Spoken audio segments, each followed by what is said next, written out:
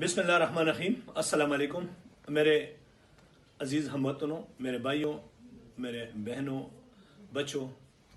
आजकल जो पूरी दुनिया में वबा फैली हुई है, ये मजाक नहीं है, ये एक तल्ख हकीकत है और इससे जान बचाने के लिए कुछ तदाबीर की ज़रूरत है, जिसमें ज़्यादातर रश एरिया में जाना नहीं चाहिए, शादियों को अवॉइड करना चाहिए, शॉपिंग मॉल में नहीं जाना चाहिए और आपस में बड़े बड़े टोलों में नहीं बैठना चाहिए।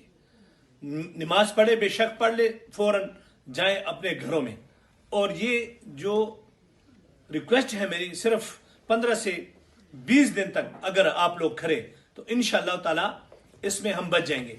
देखिए, यहां पर एक बात मैं आपको बताता चलूं कि 5 वक्त नमाज पढ़े, ताज़ा वुजू बनाए। देखिए, हुजूर नबी करीम सल्लल्लाहु अलैहि वसल्लम ने जंग खंदक का वाकया देख लें।